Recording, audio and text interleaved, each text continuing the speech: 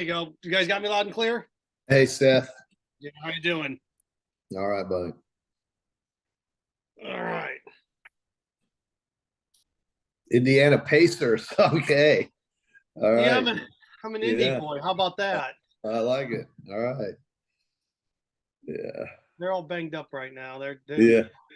without Tyler Halliburton, they're not very good. Join Gator great Shane Matthews every weekday as he brings you all you need to know about your Florida Gators, including news, analysis, and opinions with some of the biggest names in sports. Find us on Spotify, Apple Podcasts, Google Podcasts, or wherever you listen to your favorite podcast. Or watch us live at 8 a.m. on Facebook, YouTube, and Twitter.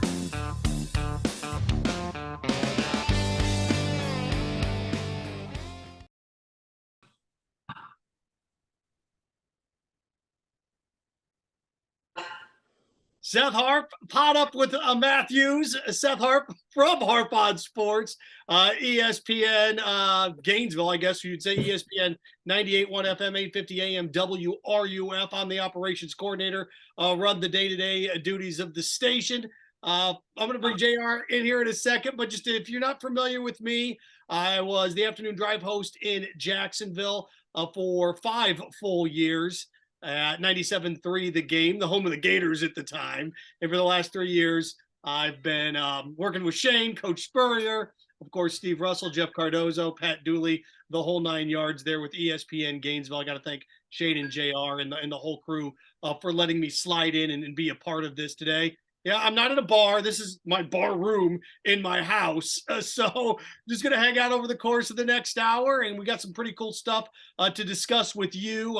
It was quite the weekend, of course, with everything that took place in the National Football League. Were the games great? And 2 of them kind of. And we're going to look at those games, but that's not going to be our priority, although the Jags are going to be a significant part of the program today. Also, a little NIL action as well.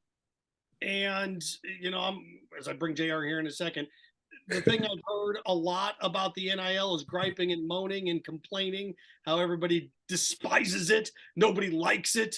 Wish you could go back to the old way. That's all fine to say that stuff. I've not heard a significant solution to how you stop this or solve this going forward. So we're going to talk about that as well. But JR, to bring you in today, I want to start with Gator basketball. Because I know NIL is big, and I get it. We're going to get to it. There's a lot to discuss here. But the Gators are the big win on the road over the weekend. It pushes them above 500 in the conference. I wrote down Golden Goose today, talking a little about Todd Golden, sitting there at 11-8, 4-3. They got a conference game coming up. But, JR, the elephant's in the room. It's Keontae week. Yeah, it is.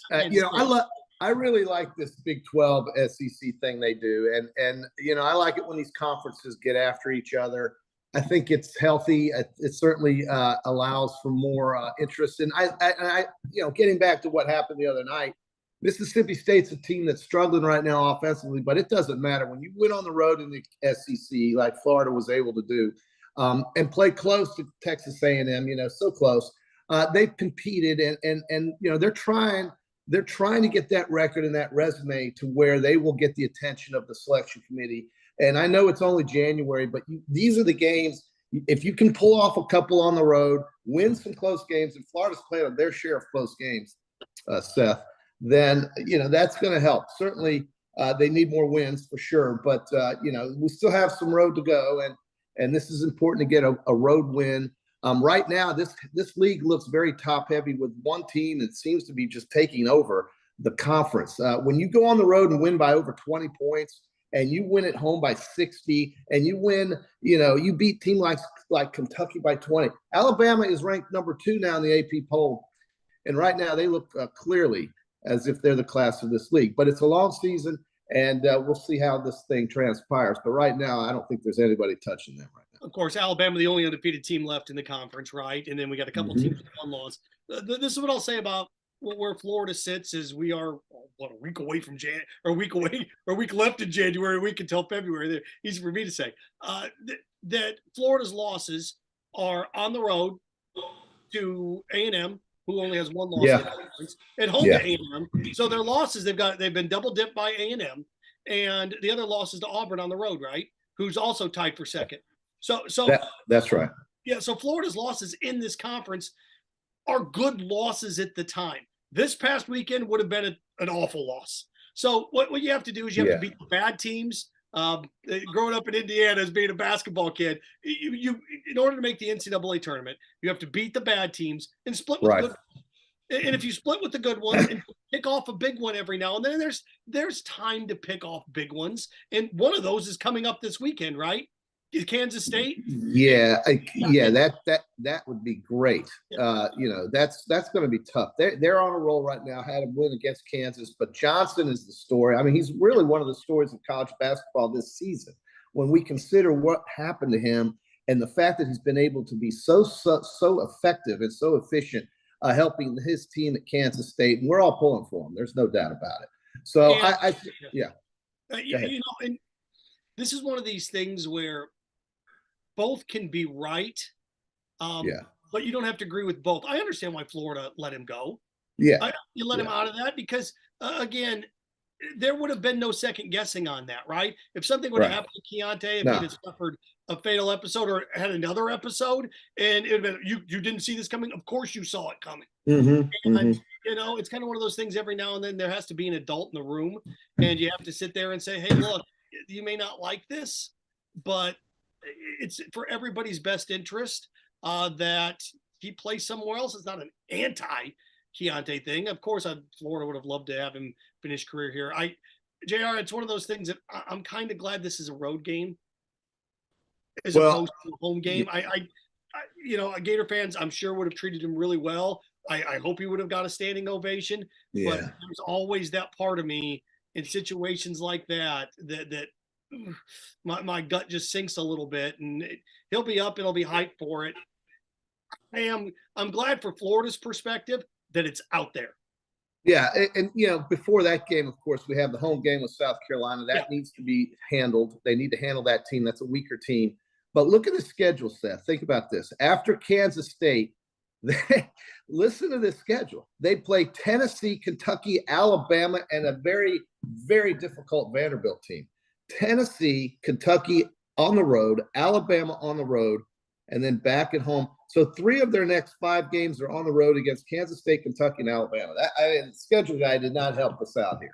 That's not what you. But look, it's an opportunity, obviously, to maybe steal a win, get an upset under your belt, get that resume built up. That's what they're going to need. They're going to need to win one of these games, or maybe 2. And it's going to be a tall order. There's no doubt. But I like the way these guys fight. They're scrappy, and I think that's that image is a reflection of their coach. Yeah, it's a team. It's a team in transition with the new coach, and difficult to grow. And I'm going to give you an example of this coming up. Shame on me for not starting off the gate out of this. Of course, pot up with Matthews. Seth Harp in for Shane today. Shane, camp going on, right? He's got XFL stuff, the Guardian. So I'm pinch hitting today. There you go. Live from the Crime Prevention Security System Studios, large enough to serve you, small enough, of course, to care. So I look at, there's a couple teams that have new coaches. Duke with John Shine. Okay, but you can see that there's growing pains that come with what's going on there. Villanova's below 500 with the exit of Jay Wright. Todd Golden is a young guy. Look, he brought in a whole new roster, right? Basically a whole new team. It's almost like an expansion team. And if the goal, this is what I have. I write these down. I'm a big number hawk when it comes to March Madness. They're 11-8, 4-3 in the conference. Right. 7 and 4 down the stretch will get them to 18-12. Wow. And 7-4 down the stretch, and I'm taking Kansas State out of it. I'm gonna chalk that up as an L just for the purposes of this. So they need somehow, some way, some form to get to 7-3 in the conference. Down the stretch here. I'm just that schedule, Seth. It's that schedule. It's just the way the game. It's not the fact that they have to play these teams. It's the fact that they play them. I mean, Kentucky and Alabama on the road back to back. I mean, who did we piss off? And the thing is that, Arkansas is on the road. Then you get to come back and play Kentucky again. Then you have to go to Nashville. And I still say that Vanderbilt team is under Stackhouse is better than advertised, better than the record. So, yeah, I mean, look, they're going to – I think you're right. I think 18 wins is going to be important to try to get to that number. It's going to be hard, though. Yeah. JC, Seth Harp. I'm Seth Harp from Harp On Sports with you here, filling in for Shane Matthews today on Pot Up with Matthews. Looking at the whole landscape in all of college basketball, I like what Todd Golden brings. And now, look, he's not him. All right. I'm not saying that he's him, but he reminds me of a guy that both of my sisters went to a school in which this guy flourished. He reminds me a little bit of Brad Stevens. Is who he reminds me of. Yeah. That's who he reminds me of. Now, the offense is totally different, but his persona, the way he handles himself, that's who he reminds me of. Yeah, that's a good one. And let's face it, JC, this all depends on if you're able to land one or two, stars somewhere along the line. You hit the transfer portal, you get that elite guy, you get that elite guard, and then all of a sudden you go to the Sweet 16, you go to the Elite Eight. I was trying to think of, this team. It's hard to believe now. What's it been? Has it been 6 years since this team went to the Elite Eight in Mike White's first year? So as I watch this unfold, I think that he has the pedigree to build this in a manner which this team is a perennial team that you expect to win a game or two in the tournament. To rise to that level where you're an elite Final Four team every single year. The teams that you're starting to see creep up here that do this are teams that are in non-power fives. I look at the Houstons of the world with Kelvin Sampson. I'll look at the Gonzagas, of course, in the world of Mark Few, and look at some of the other teams that are hovering around those top 10 rankings. JC, to get to, elite status now in college football, it's tougher and tougher to be part of a mid-major or a major conference. You'd almost rather be part of a mid-major. If you can build an elite program, if you're Calvin Sampson, you'd be much better off staying at Houston. Mark Few, much better off staying at Gonzaga than trying to duke it out. You mentioned the SEC alone with the likes of Tennessee, Kentucky, Auburn, what you have at that top-heavy portion of the conference. I look at this being a paradigm shift in the conference in college basketball when it comes to being successful in different places. I think teams like Gonzaga, though, we've seen them year in and year out. They get there and then they just flame out. I think one of the things that hurts them is their conference. When they play out of conference, you get these early season games. They beat Alabama actually this year on the road in Birmingham by 10 points and scored 100. But then they get bogged down into this conference they play in, and it's with schools that we just don't really talk about or hear much of. And I think for some reason it keeps them for 2 months out of the year basically in a non-competitive environment. And then they're thrown into this NCAA tournament, which we all know anything can happen. So the questions I've got with the NCAA tournament is, will they expand it? Will they keep it at 68? And I think that, if your league can get, and we have 14 teams in the league, we're soon going to have 16 teams in this league. But if you can get 5-6 teams to represent your conference in the league, that I think is successful. 7 would be even more. Big Ten, I think last year had something like 9. And I don't know if that's a good thing or a bad thing. But, you talk about these mid-majors, and certainly this tournament is for them as much as it is for anybody else. But when you get the Big Ten with 9 teams and things like this, I think there's some marginal stuff in there. I don't know. I haven't really thought about it, to be honest with you, Seth, until we get to March. Right now, I'm just hoping Florida can get that resume built up and get those wins, because right now I don't know if Jerry Palmer or Lenardi has them in there. So they got to get some big wins. They need to win these games coming up, or at least a couple of them, because that's going to help the resume. You've got to have that RPI help out. Whenever you see the bracket unveiled or they're talking about teams on the bubble, let's face it, Florida's going to be a bubble team this year one way or another. Probably, yeah. It says key wins, key losses. And big wins, bad losses, depending on CBS, ESPN, how you follow it. This is a week that you can have a bad loss and a key win, right? South Carolina would be a bad loss. It would be. Kansas State would be a key win, or a big win, a big road win. Also, big road win out of conference. And Florida picked up some big wins last year, right? Now they were in conference at home, a win over Auburn. Alabama, they're going to have a chance against Alabama. One way or another, a win that would mean. Yeah, but it's not, yeah. right? So I just looking overall at this basketball team. I wanted to start off the show today talking about them because they're above 500 in the conference, and for a team that started off 0-2, now to go 4-1 in their Florida's 4-1 in their last 5 conference games. So the track is up, and they're just going to get better and better and better as the year goes on. But again, I wrote down again the numbers. They're 11-8 overall, 4-3 in the conference. 7 and what did I say there and say? 7-4 gets them to 11-7. As 11-7, 7-4 gets them to 18-12 overall. You start to do the numbers on this. This is basically what they're going to have to do to get them into the SEC tournament. And JC, they're still going to have to be that team that gets in the tournament that wins a game. If they get beat in the first round of the tournament, that's just the team that they are this year. Yeah, they got to get in. I think to get in and to win these games you're speaking of, you're going to have to depend on more than just Colin Castleton. He's literally carrying that team, at least in the last couple of games. Richard had a good game the other day with 12 points, but we need to see Kyle Lofton score more points. He's only had, he played 34 minutes and scored 6 points against Mississippi State. They got to get more production, I think, offensively out of him. You beat Mississippi State by 2 points on the road is a good win. But let's face it, Mississippi State, they have trouble offensively. They're very challenged. So, you would hope you could get a little bit more offensive production out of Lofton. 34 minutes and 6 points is not what I would say something that's going to stop the world from spinning. So certainly I think these are things we've got to get better at or see a little bit more out of if they're going to hope these next 5 games after the South Carolina game. They've got to get more production offensively and not just out of Colin Castleton. He's been carrying this team, and they need to have a little bit more production, I think, from some of these other guys.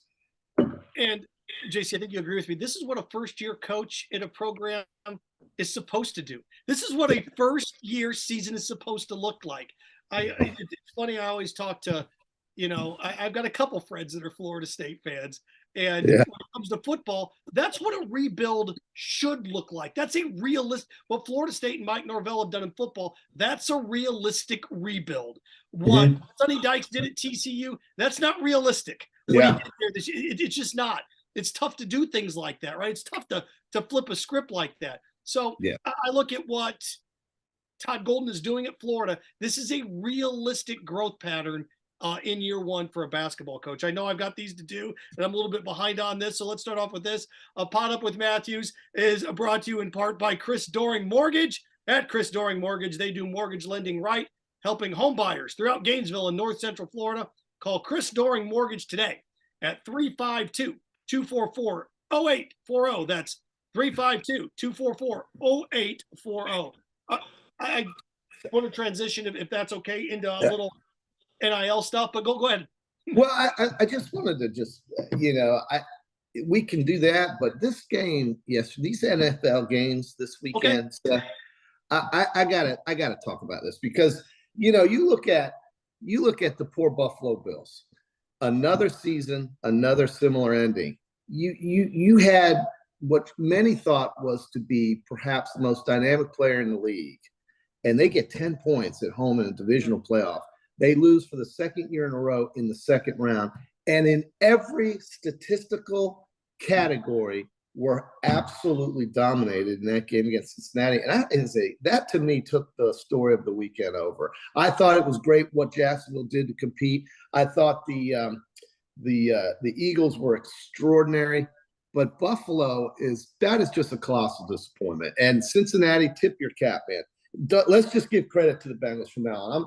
I'm kind of over Buffalo. I expected more out of them, but Joe Burrow, to me, is one of the top 3 elite quarterbacks in this league now. We got to talk to him in the same light that we talk about Pat Mahomes and Josh Allen and whoever. Jalen Hurts is having a great year. But this guy, Burrow, is a winner. They've won 5 playoff games since he got drafted. This was an organization that did not win 1 playoff game under Marvin Lewis in over a decade. And here they are now, 5 playoff wins. They have won 10 games in a row. They are the defending AFC champions. They have beaten Kansas City 3 straight times and have to go do it again in Kansas City. It's just amazing. And what I think really sucks is how the NFL kind of just forgot about them when they talked about the Kansas City Buffalo game in Atlanta. Well, who the hell did Cincinnati get thought of? They were affected in that terminated game just as badly as anybody else because it got them out of the possibility to be a 1 or 2 seed. So the NFL kind of did them a disservice, but it didn't matter, did it? They went into Buffalo, destroyed the Bills, and now they're coming to Kansas City to win 4 straight against the Chiefs, and I think they're going to do it. Yeah, as what at the time growing up, a long-suffering Chiefs fan, going back to the Steve DeBerg. It's always funny, JC, when people bust my chops about being a Chiefs fan. It's like, oh, how long you been a Chiefs fan? Man, I can go back to Christian Okoye, Barry Word, Steve DeBerg, Todd Blackledge.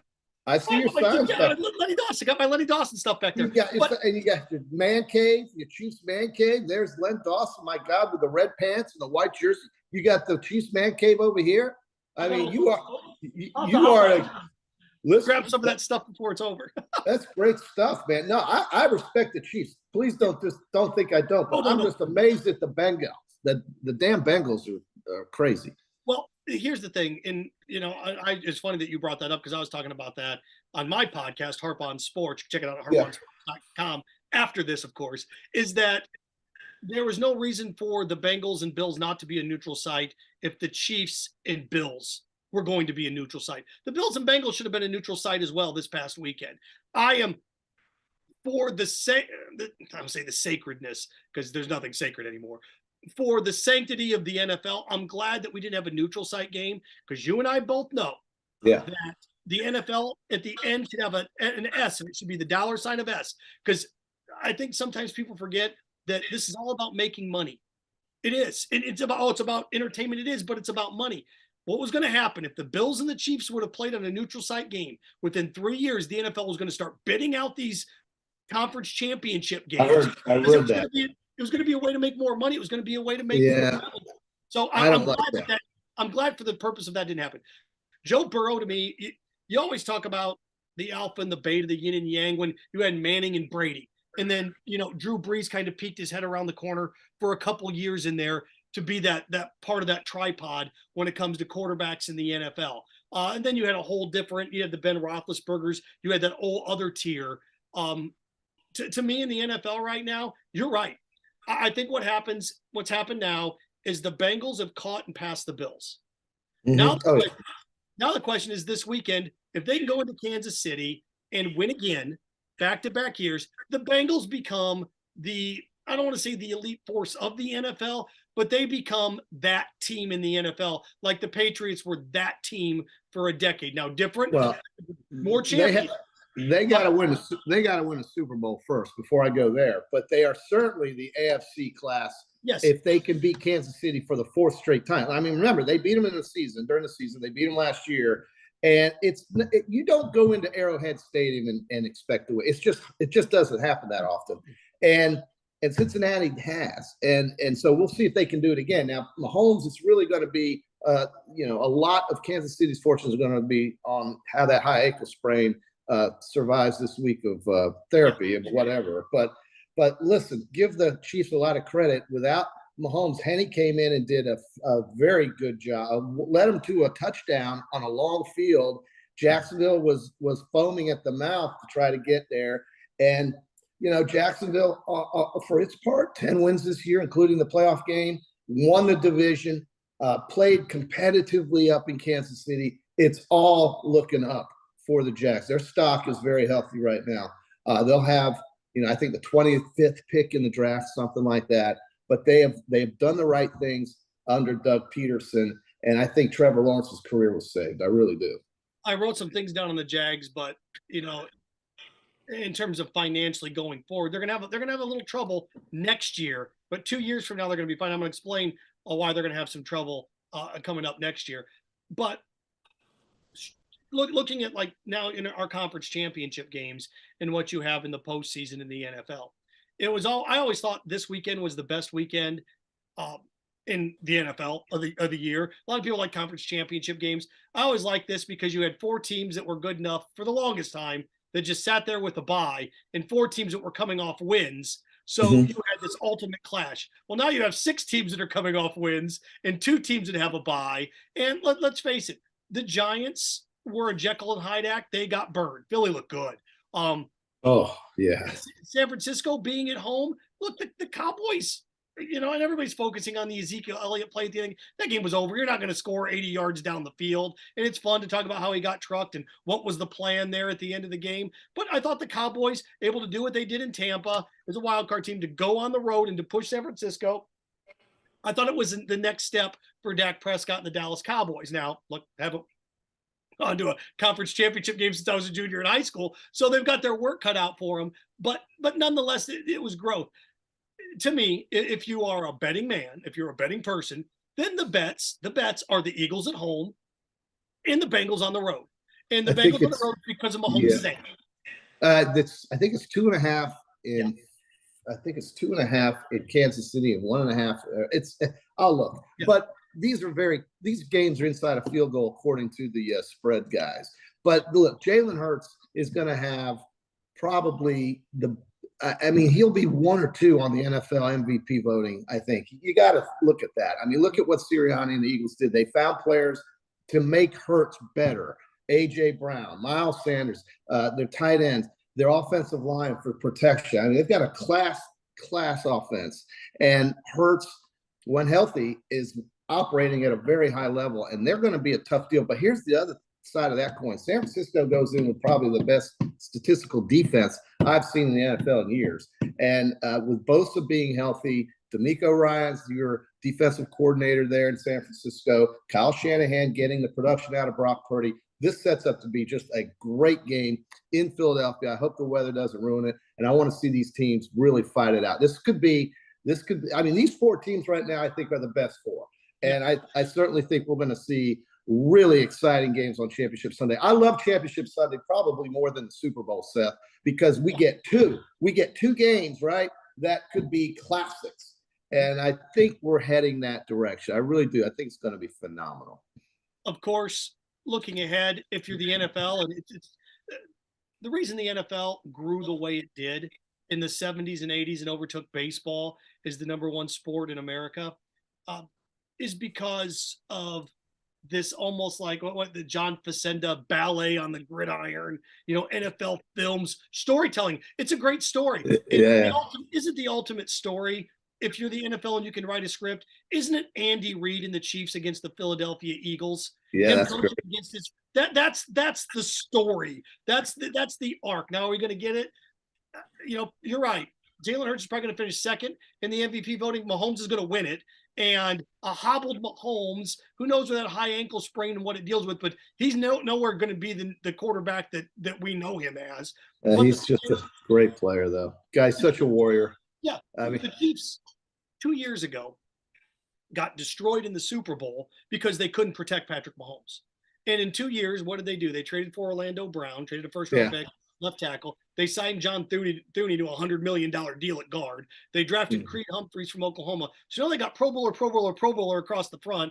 Pacheco's emergence. Clyde Edwards-Helaire out of LSU. I'm sure you thought the same thing. I thought, because he was a physical small back.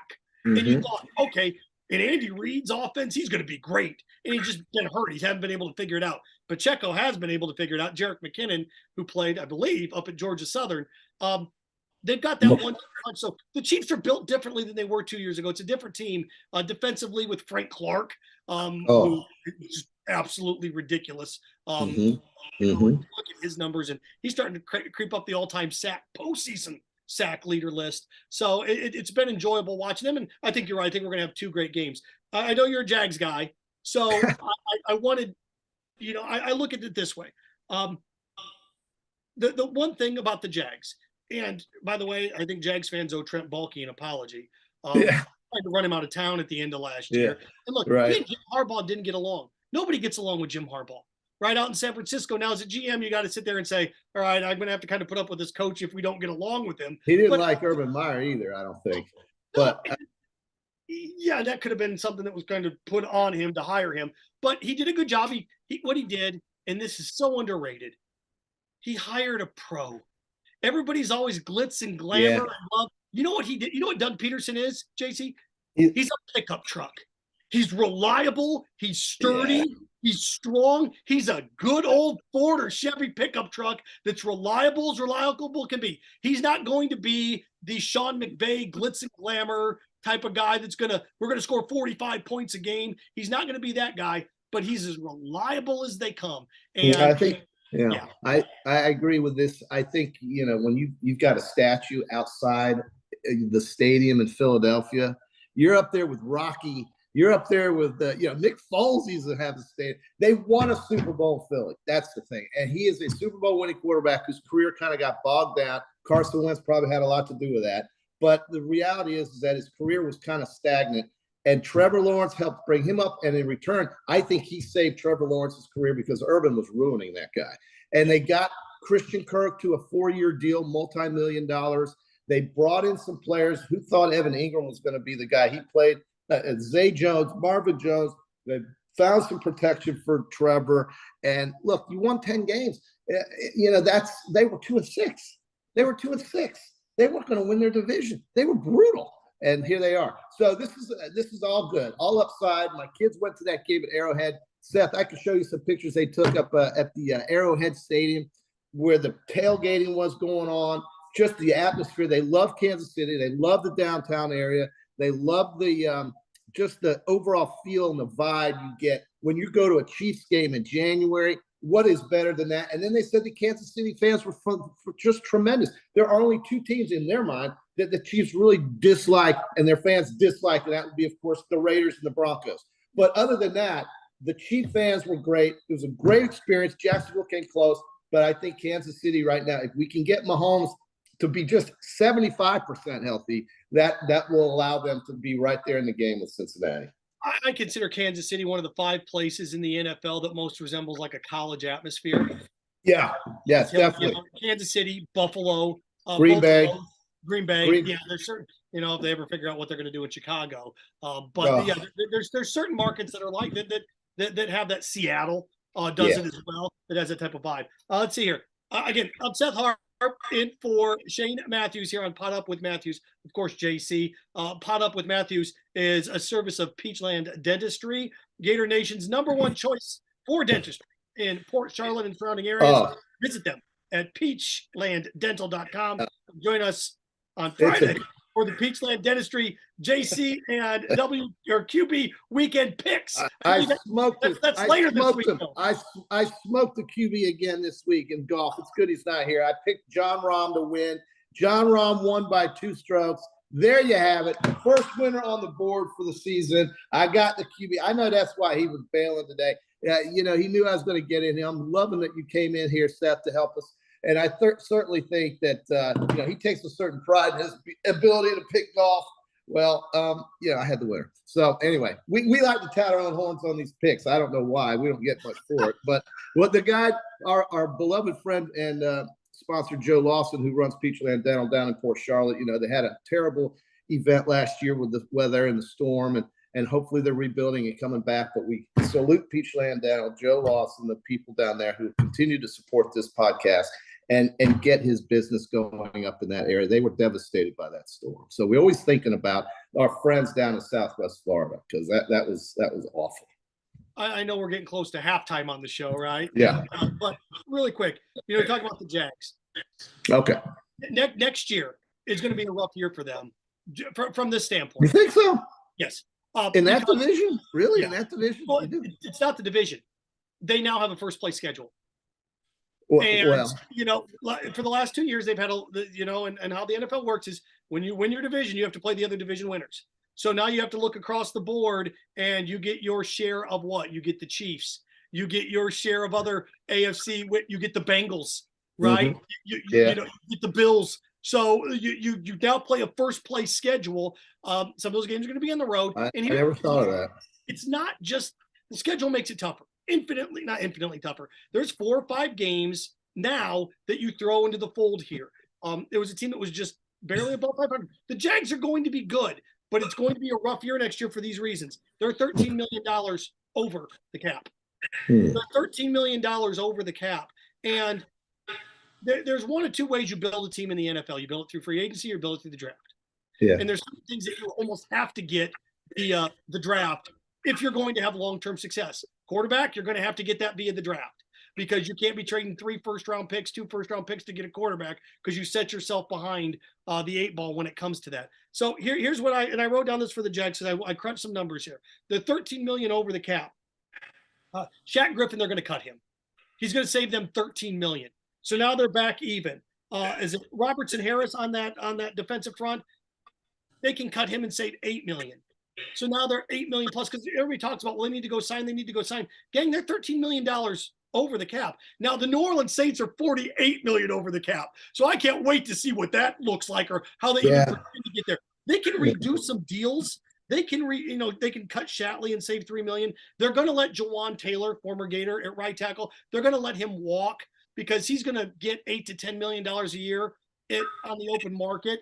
And if you're the Jags, you can't afford that. Not with what they're doing. Not when they've got to figure out what to do with Josh Allen on the defensive line. What they've got to figure out because let's face it, 2 years from now, you're going to have to do a massive deal for Trevor Lawrence as well. So, and I wrote a couple other things down here too. You can get Christian Kirk to redo his deal. Because he's like $21 million against the cap, and there's like a $10 million hit there. So you can redo those. So they can free up about $25-30 million. When it's all said and done, they can do that by restructuring. But if you look at next year, when Trent Baalke did all the contracts this year, a lot of that money was dumped into year 2. So you talk about the draft. To me, now they're not going to do it because trading first-round picks to move up and draft a tight end. I think Michael Mayer from Notre Dame, would you put him as part of that offense? That's the type of guy that they need now to open up the middle of the field, because as a Jags guy and a guy that covered him for 6 years, I think you'll agree with me. The Jaguars as a franchise have great players now, but they don't necessarily have game-changing playmakers. I see that, but I certainly think Peterson made such an impact with the quarterback. The offense just opened up. They scored a bunch of points at the Chargers this year. They scored a bunch of points at Tennessee. They had some bad games, of course, everybody does. But Etienne's emergence as the primary running back. They got rid of James Robinson, who I thought was a pretty good player, but for some reason he had to go, I guess. And I'm not sure what they got in return for that. I didn't follow them intrinsically, maybe like you may have, or the folks up in Jacksonville, but I saw a team that was coming together and playing for the first time, honestly, with purpose. And I give credit to the GM, but certainly that coach. He is a winner. He's a proven winner, and they'll figure it out. I really don't have as many concerns. Now, you brought up something I wasn't aware of, and that was the scheduling. And I did remember you saying that, they play the division leaders or winners, I guess, from this previous year. And I looked at their schedule because of the season ticket offers we're getting. And I thought, wow, look at these teams they're going to get. This is not the namsy-pamsy teams here. No. But, I still submit this. They play in what you could argue is one of the weaker of the 8 division. Maybe not the worst, but certainly close. Colts and the Texans are a disaster. And, in the NFL, things can change certainly overnight. But the Colts, the Titans were a mess. The quarterback position there is a disaster. And then, of course, Houston. So we'll see. I think Houston's going to draft Bryce Young or C.J. Stroud, one of those two. With their pick, I think the Bears will go for a defensive player because they're going to keep Justin Fields. So, a lot of unanswered questions. We'll see what Jacksonville does with that structuring that you talked about. But I'm in the afterglow right now, Seth. You know what I mean? And let's face it, the foundation is built for the future. Yeah. Rather than 5 years ago when the foundation was built for right now. And, the Calais Campbells, the Tayshaun Gibsons. Gosh, I'm trying to think of all the big free agents that they signed that year that they went through. Was it Boye? On that defensive side of the ball. They signed all these guys. They came in and they had a gigantic impact. But the problem is the Jaguars, just until Baalke got there, they didn't draft well. No, they did not. That's true. That's absolutely right. For their culture. And the Steelers draft for their culture. The Chiefs draft for their culture. The Jags, seemingly with Dave Caldwell, drafted the best player. that doesn't mean it's best fit for you, right? So yeah, he was a fail. He was an F. I mean, he was just an absolute F. And we had such high expectations. But Shad was patient. I think he's getting paid off for that patience. We'll see. It's going to be at least something with a lot more anticipation that we've had in prior years.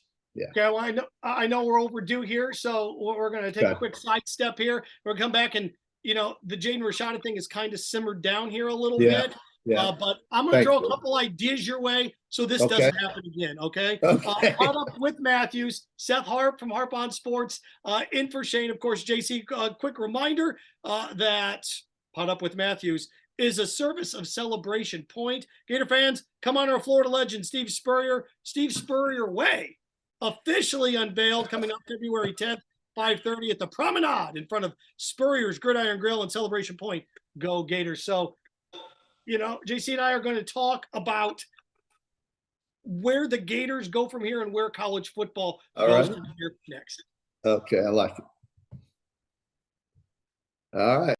We want to take this moment to thank our sponsors who keep the show going and pay the bills. Our premium sponsors are Crime Prevention Security Systems, large enough to serve you, small enough to care. Titan MRI, Gainesville's only locally owned and operated MRI facility. Meldon Law, the only official injury and accident law attorneys of the Florida Gators. Peaceland Dental, Gator Nation's first choice for dentistry in Port Charlotte. Comfort Temp, comfort is our business, peace of mind is our promise. Campus USA Credit Union. QC Kinetics, live pain-free with QC Kinetics. Dave & Buster's, eat, drink, play, and watch.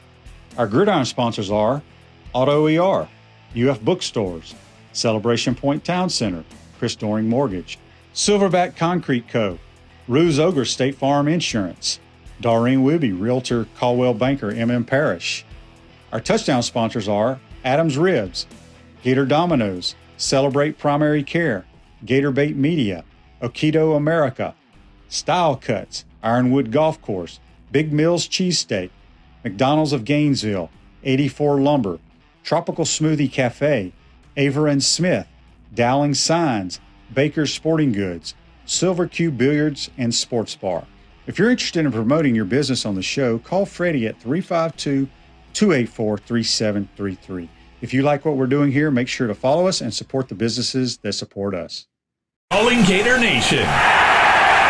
You're invited to be part of Gator history on Friday, February 10th for the official dedication of Steve Spurrier Way at Celebration Point Promenade in front of Spurrier's Gridiron Grill. Lots of dignitaries and press will be on hand to witness this historic event.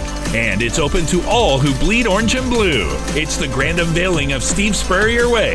It's all happening Friday, February 10th from 5:30 to 6:15 at Spurrier's Gridiron Grill in Celebration Point.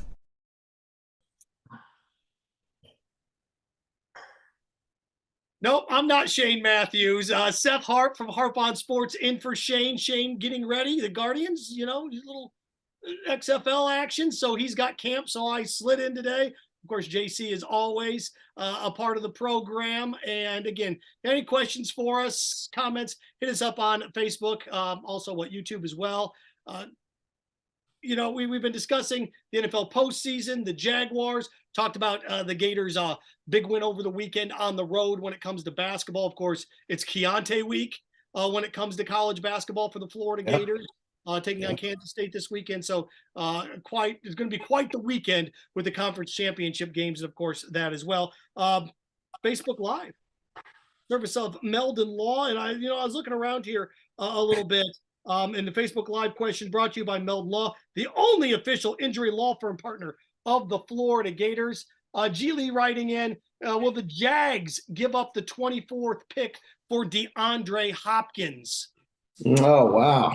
You want to trade a first-round pick for a 30-plus-year-old receiver? I wouldn't. No, he's not dependable. His health is always in question. I mean, he's a great player without a doubt, but I would not pay that salary, and I would not try to go with that. He's got health issues. I go for some new meat, man. Get some other young players. Yeah, and again, I brought him up. I think he'll be gone, but the tight end from Notre Dame, Michael Mayer, who to me is Travis Kelce, is who he is. He's good, very good player.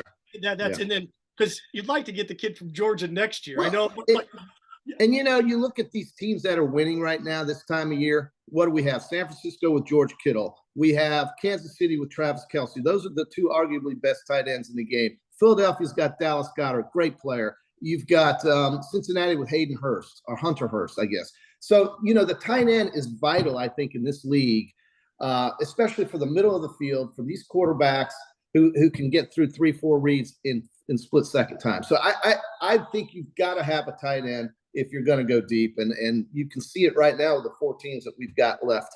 They've got great tight ends. Yeah. Wanted to, talk about this to put a bow on this today. Over the course of the last, 12 months, the NIL has, it's changed the landscape of college football. Now, people saying it's ruined college football. College football playoff, the championship game was terrible, but the semifinals were great. There's not one play, JC, when I was watching the semifinals, I thought, oh my God, NIL's ruining this. Everybody says this, but then when it comes right down to it, you get caught up in the moment. When the Gators were playing Florida State in Tallahassee, great game. Not one time in the fourth quarter did I think, oh my gosh, the NIL. Here's the thing. This is something, and I hear people talking about it all the time, but nobody offers a solution. Like, we got to go back the way it was. That's not going to happen. No. Wish I didn't have great hands. I do. I wish, that I could eat a pizza and drink milkshake every night. I can't. Right? Those days are over. So you have to move on. I do. This is one of these things that the cat's out of the bag, toothpaste out of the tube. This is brought on by presidents and athletic directors, okay, that the NCAA has been public enemy number one, and I get it. They screwed up the Miami investigation. They screwed up the North Carolina investigation. USC and Reggie Bush ended up getting punished more than Penn State when it was all said and done. So the NCAA has its flaws. But this is one of these things, once they lost that Supreme Court decision, I think ADs and presidents live in an echo chamber where every school thinks that they're unique and special, which they are in their own right, but they're not unique and special financially from this standpoint. Look, I love college football. It's more entertaining in terms of an emotional roller coaster than the NFL or professional sports. It is. But your problem now is there's no cap when it comes to this. So everything is done cloak and dagger. Do you notice that? Everything that we've heard is Jade Rashad, a $13 million offer. According to who? Well, everything is cloak and dagger, at least with the NFL with salary caps. It's front and center. You have to report who is making what. There's not a fair. Well, you have a commissioner that's paid by the owners in the NFL. We don't know who's running college football other than I hear Greg Sankey's name all the time. And it was Kevin Warren. Now he's gone off to the NFL, right? So all these decisions are being made by many cooks in the kitchen. I don't think anybody has a true handle. They just do what's best for their immediate constituency. They do what's best for their conference. They do what's best for whoever's paying them. And there's too many of them out there. We don't have a commissioner. We don't have owners. So here's the thing that I think is so interesting. That a couple years ago, and it's still talked about to this day, that college football is just going to break off and they're going to have 4 super conferences and have their own playoff. Don't need the NCAA. Don't need the NCAA. The NCAA's initial function was to serve as the governing body to make sure the playoffs ran right in sports, to basketball tournament, to structure things. Then it became a disciplinary function, and everybody hated the function. Yeah. And no matter who got punished, they cried and complained and moaned, and ADs didn't want to be punished. School presidents certainly didn't want a commissioner or a czar of college football telling them what to do. And I think almost every program in college football overplayed their hand on how much value they had. And look, these schools are worth a ton of money. They're worth a ton of money. But I've talked to Shane about this. I've talked to Coach Spurrier about this when they've been in the ESPN Gainesville studios. Mm-hmm. Texas has oil money, and nothing spends like oil money. JC, when's the last time you heard of an oil company losing money? Right. No, it's been good, at least the last couple of years anyway. But they do have a lot of third-party dollars coming in, and that's a very wealthy situation for them. And they've got a competitive advantage on that front. But what good did it do Texas A&M this year? What good has it done the University of Texas in the last 12 years, 15? What good has it done Texas Christian and Baylor and all these other schools? And I get it, but I think you just gotta find a happy medium somewhere, and you've got to put people in place to succeed. And I don't really know what the financial aspect is going to turn into. I just know we're in the wild, wild west right now, Seth, and it's out of control. And it is hurting more than helping, I think. The thing is, with NIL now, we're what, 18 months in? Really? Yeah. I mean, in terms of like, really, when you get right down to it.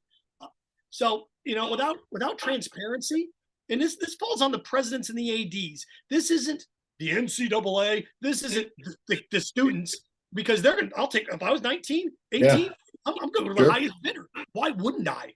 What, This, to me, Seth, this is the NCAA's issue. They never called the bluff, and they didn't call. They went and said, "Oh no, we're not going to get these players. Will never get paid. They'll never get paid. This will never happen." And guess what the players did? They said, "Screw you. We're going as high as we can." And it was a 9-0 vote. And the business model is flawed. And so you've got coaches skipping on $40 million contracts when they fail to continue getting paid and go work for somebody else. That's not right either. And these players were getting a scholarship, cost of attendance. Get out of here. I mean, look at these coaches and ADs, man. These guys it's ridiculous. Dan Mullen, now give him credit, but he's successful. He built the program in Mississippi, came to Florida, had a couple of good years anyway. He's still getting paid by Florida. So I don't know. But it's the presidents of the ADs. Yes. These contracts are ridiculous. Yes. So if they can get these contracts in place, and the players are saying, listen, we got to get our share too. And it is hurting more than it's helping right now, because this is a bad pub, dude. They say all publicity is usually good thing. In this case, that Rashada thing did not shed a very positive light on the way it was going here at Florida. Florida's got to get a handle on what the current environment is. And they're late to the game, just like they were with the football facility, just like they were for the practice facility, that's just like they are with the stadium. They've got to get ahead of the curve a little bit here, because they're behind. Yeah, and here's the thing too, because now people are leaning on Way Congress behind. to make laws, universal laws, when it comes to NIL and funds. In the state of Florida, the university can't pay NIL money, so you have a third party. Imagine you're Billy Napier, okay, and here you have this star quarterback that you can get. You offer him a scholarship. You do your part. Then you have to take a step back and stay out of it while somebody negotiates a deal with him financially that you can't be a part of. That you don't know what money's being exchanged, because the minute you stick your nose in there, now you've got a conflict of interest, and you are now breaking not rules, the law. So, again, I go back to this. University presidents and ADs didn't want a college football czar or commissioner, and not, if you don't like Roger Goodell, fine. You don't like Gary Bettman in hockey, fine. For the longest time, nobody liked Bud Selig in baseball, so I get that. And even baseball's got an even bigger mess. The NBA, every time when he was the commissioner, David Stern would get booed. Okay, everybody doesn't like the commissioner, but at least it's because they're a central authoritative power. There is nobody checking. Now the NCAA is powerless. They are powerless. So the commissioner answers to the owners. They are who pay him. We don't have that issue right now because nobody owns these college football programs. The fans support it with television and, of course, attendance. But Seth, dude, they've got to figure out a way to get this under control. But it's still not going away. But they've got to figure out these third parties we talk about. Sure, they're not affiliated directly with the school, but the school sells the program. The third parties decide if they want to support it. And so there's an indirect relationship without a doubt. Of course. There's no streamline to it, right? And could you imagine going and playing a road football game and the other field is actually 130 yards and the sidelines are wider and the football's smaller? That's what the NIL is. It's a different set of rules for different conferences, and no conference is going to look. The SEC is not going to come out and adopt their own rules because the Pac-12 and the Big Ten are going to look at that and go, "We're not doing that. Why would we do that?" Why would we create our Well, own? these guys got to get on the same page too. And everybody got butt hurt and got their feelings hurt when Oklahoma and Texas called the SEC. The SEC didn't poach them. They called the SEC, and that pissed off the guy in the Big 12, who then pissed off the Big 10 guy, because they were all going to talk about being aligned in some form or fashion. These guys got to put their feelings behind and do business. And that's eventually these commissioners are going to do that. But right now, Greg Sankey doesn't care. He's going to run the SEC the way he wants to. He's going to have 16 teams here, no divisions, and have to try to figure out the logistics and the support for 16 schools, probably 5 of whom or which will be able to participate in NIL, and maybe 7 won't. So I don't know. It's a lot to do. It's a big job, and that's why we got one more year of this current format before we go into 12-team playoffs. Maybe things will change once we get into that 12-team playoff. I don't know. I think it's going to help, but I don't know. I wrote out a couple things that you can do. First of all, you need a cap. Well, so who decides what that cap is? They have to figure that out. What it would have to be when they get together. But what agent's going to say, you know what, that's fine with me? Oh, no. The agents are going to be out there saying, well, we want more than that. We're suing. I don't think the problem is these guys don't want to go to court with these agents. I think that's the issue too. And here's the other thing too. All this is done is put backdoor deals a little more on the table. It's what it's done. It's like what's going on with the Jaden Rashada situation. What you were able to do is it's like the Wizard of Oz, just for a second, where you peel back the curtain, you're like, oh my gosh, we don't know what's going on. Well, this stuff, not to $13 million, the extent or whatever it was, used to take place. It used to be $50,000. What was Cam Newton, Mississippi State, though? Yeah. Allegedly $250,000, whatever that was. So, there's one way to solve it. This is what I wrote. Okay. You make the student athletes employees of the university, and they sign. Yeah, and I said that to Shane, and he swore that would never happen. But I agree with you. That is exactly that's. Yep. Each of them signs a 2-year deal. 2-year deal, and then you can renew the 2-year deal. Well, you need to talk to Shane about that idea, because we talked about this. I said eventually these people are going to be W-2s, and he's like, or at the very least 1099. But something like that, it might be the answer, Seth. I don't disagree with that. And you got to get that pen to paper for that contract, and then legally you sign a deal, you sign an NIL deal, and you have to stay there for 2 years. That's the only what you have to. Well, the NFL won't let you in until your 3rd year is finished. Yeah. So, and they're the only ones that control that. It's kind of like, the NBA allows kids to come in 1 year after they play in college. It's up to the NBA. It's not up to college. But they're not going to change. They don't care what college rules are. So the NFL said, look, you got to play 3 years. So, yeah, I hear you. Whatever the terms are, there's got to be some sort of contractual agreement between parties. And I think that will solve a lot of problems. You also have a discrepancy when it comes to scholarships. Here's the other thing really quick. Yeah. They won't do it. The NCAA needs to cut 10 scholarships from every football program. So Georgias of the world can't stockpile talent, and you take those 10 scholarships and you put them into baseball or other programs because it's ridiculous. Well, they've got to add more scholarships to baseball. Absolutely, 1,000%. Take 10 away from football, give them to baseball. Look, it's not like they're going broke. These television contracts will support that. Add the scholarships to the baseball. I'm not sure about cutting football, but add the ones to baseball for absolute guarantee. And I think they are. I think I read somewhere where that's actually going to happen. I think. The reason I say take 10 away is because Georgia in the national championship game, with their 3rd defensive line rotation, has 5-star All-Americans coming in. Yeah. And look, good for them. Kirby Smart. Georgia's Maul Bell. And you obviously have a big problem here, and you need to break it up, and you do it by taking scholarships. Now, all programs, 10 scholarships away, and you distribute them. That way you can't have, well, it goes back to what Bear Bryant used to do at Alabama when he'd sign guys that wanted to go to Auburn and just never played them. At least they get to play now. But structurally, if people really care about parity, but ADs and presidents don't care about parity because they think they're the next guy. It's the person that's addicted, JC, to the Powerball and Mega Millions. The next ticket is the ticket. I swear it's the next ticket. I know it's the next ticket. So nonetheless, I've had a lot of fun. Thanks for letting me slide into Shane Matthews with the XFL. I know we got to wrap up here soon. Your predictions. I know that we look back on college football or the NFL this past weekend. I know Shane's going to be back here. You said you like the Bengals in the Eagles? Well, I haven't really thought about who I would take yet, but the Bengals are hard to bet against, aren't they? And then in the NFC, I've been talking about San Francisco for a month. I'm not going to change, but it wouldn't hurt my feelings to see that Jalen Hurts do well and win the NFC for Philadelphia. I don't really like either team, to tell you the truth. But if I had to bet on it, I think I'd probably go with the home team. But that's a tough one, man. That's a tough one. And a split for Gators hoops this week. I think they got to win some of these games. These next 5 games are just, well, they're going to beat South Carolina. I'm pretty sure of that. The Kansas State, you never know how you're going to catch somebody. But road games are hard. And, man, Alabama and Kentucky back-to-back is not a good – that's not good. That's ass. The schedule guy really crapped all over Florida right there. I guess nobody really thought Alabama was going to be what they are right now. But, my God, that's awful. Low-hanging fruit, baby. That's yeah.